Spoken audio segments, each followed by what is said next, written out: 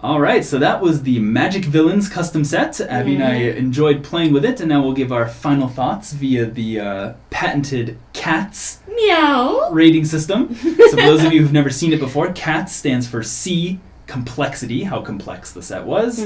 A, awesomeness, how much cool stuff the set is doing. T is for translation, how well does it translate what it's trying to do into Magic cards. In this case, how well does it translate villains into Magic cards, so the flavor of villains. And last, satisfaction, how satisfied were we with the set? Would we want to run out and draft it again with friends? So, why don't we start off with C, complexity.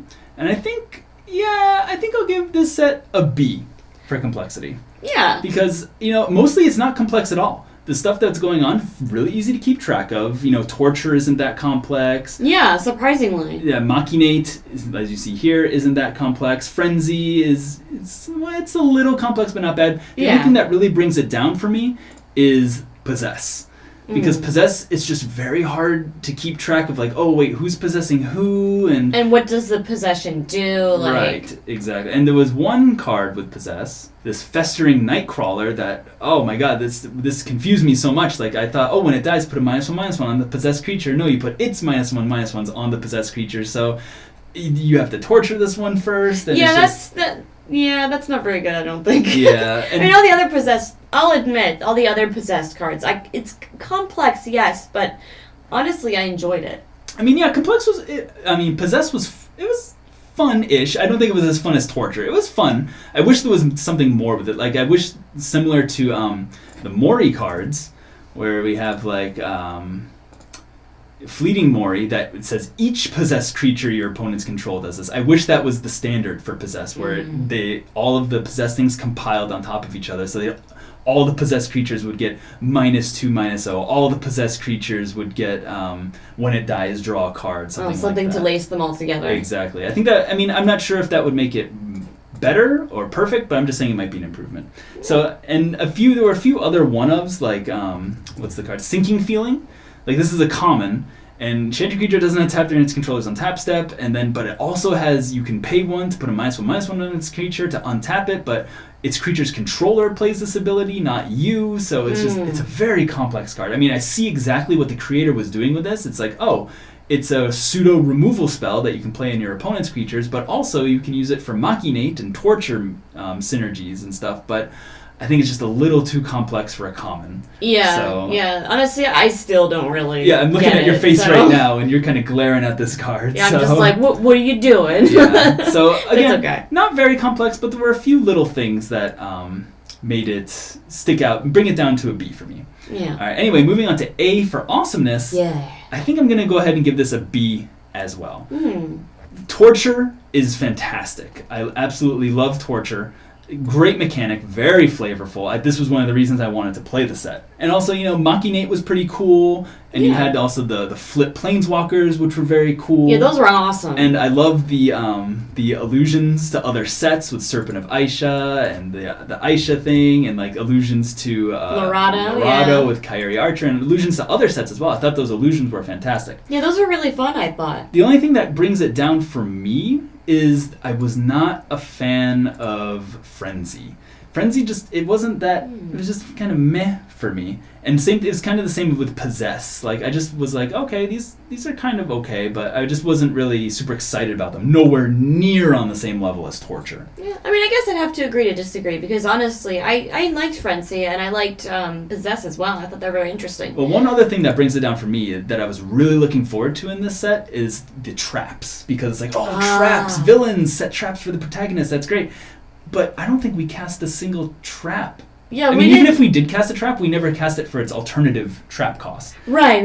Yeah, we didn't use a single. Single trap. Just looking at these traps, they're all just kind of underwhelming. It's you can destroy an artifact or enchantment. That's a mediocre sideboard card. Or Like, we have Predation Gimmick. Oh, it's like a mediocre pump spell that you still have to pay 2 mana for, and it has such a niche trap thing. I mean, I know, like, not every card in every set's perfect. Obviously, you have cards that are obviously bad to, balance out the set for drafting and whatnot. Yes, but you you expect a lot from traps. Right, when it's such a major, not a major mechanic, but such a big mechanic of the set, you want some good ones. Yeah, and a much-loved one at that. And this, retrieval trap is just meh. I want some more interesting trap situations that come up more often, and I'd like them to cost a little bit more, and I'd like them to do more interesting things. I just was not really that impressed with traps, so that's why I think we're giving it a B here. I mean, again, Frenzy and Possess just bring it down slightly, and the traps bring it down slightly, so it's a B for me.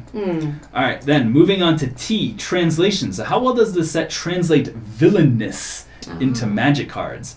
I think I'm going to go ahead and give it a C. Because, again, we have Torture. Torture is fantastic. Love the -1/-1 synergies in the set. The choice to go with -1/-1 counters over +1/+1 counters, fantastic. Love it. And you also have a few cool one-of cards that, like Vengeance, that even make Vengeance was very good. It makes white feel like a villain color. But that's about it. I don't feel like there was enough. I mean, Possess was a fine mechanic, but I didn't really feel super villainy, I guess the villain's possessing your mind. I'll disagree with you. I mean, Possess seems pretty villainy to me. That's definitely, Possess is something that an undead, a trait that an undead thing would have, and, most villains are associated with undead things. Fair enough, like zombies, but what about ghosts. Frenzy? It's not very villainy, I guess. I mean, this is red and green, and to a lesser extent, white's kind of mechanic. Yeah. I would just rather there be something more villainy, especially in red, Well, I mean, if you look down one more card... Yes. That's a pretty villainy card for red. That is a villain. But this is way too strong to put on multiple cards. But maybe you could do something similar. Maybe a condition could be met to put a -1/-1 counter on things, Yeah, something evil and controlling, but still, red. I just didn't feel that Frenzy lived up to Torture or Machinate or things like that. So, all right, last one. Moving on to Satisfaction. I think, I'm going to give this a C. Okay, why? Because I feel like we've done exhibitions with this set, we've done sealed, we've done draft, and I feel like I already know, I feel like we've broken the set already. Just want to play blue, black, maybe splash red. It's just the best deck. It won every match we played. It did. It crushed green, white, which seemed like the other kind of good deck. And I just don't see any reason why I would want to draft this multiple times. I mean... That's true. I mean, when you think about it, of course, blue, black, red is very villainy, and it has a very evil feel to it, and very game-controlling and mind-controlling feel to it.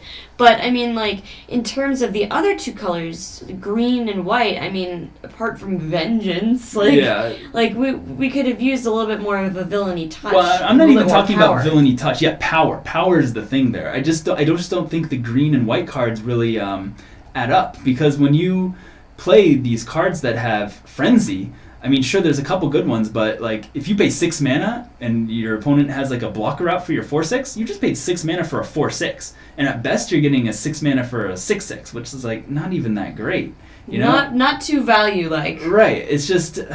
And not too evil either. It's not too powerful. It's not too evil. I just wasn't impressed with the colors that weren't Grixis. So I mean, and you saw during the draft how I kind of had to force myself to stay away from the black cards. Yeah, you did. That was hard. And just to try out more things. And, sure, it's great to have Grixis be strong because it's the bad guys, but if the goal is to make a set that wants to be played multiple times, then a little bit of that power needs to be spread out to green and white as well, I would say. So for improvements for the set, I would just say to scrap Frenzy, get something a bit more villainish and or powerful for green, red, and maybe a little bit of white as well, and go from there and see what happens. Right, and I guess on top of that, a villain set, I mean, I guess on the other side of the coin is that you can't have all villains, you have to have some kind of good opposing force, and maybe that's why green and white were the way that they were. That's an excellent idea. I mean, I think I think having a little bit of villains in all the colors is great, but I think one thing that you just touched on that would be good is to show what's a bad guy without the good guy that they're fighting against? Exactly. You can't just have, like, villains all-stars the set. Like, well, you can. You can certainly do that, but I think it would have been very cool to show kind of these villains, the people who they're fighting against that we see as the good guys, and showing that in cards. Like, have a card where, Ashiok fights Jace or something. Oh, like that would be nasty. That'd be fantastic. So yeah, there's a lot of the set as it is. Again, it's a C. That means if a friend asked us to draft it, we would probably draft it with them, even though we would crush them by drafting Grixis. Yeah, But I think there's a lot of room for improvement here, and I think this could truly be an A or A+ set with some tweaks and changes. Just a little bit of tweaking would be awesome. All right, cool. So that's Abbey and mine's final rating and experience with this set. As always, please let us know what you think of the set in the comments. Our opinion is not set in stone or anything. And please do let us know if there's any sets that you want us to check out and make videos with us next. Yes. All right, so we'll see you guys next time. Meow.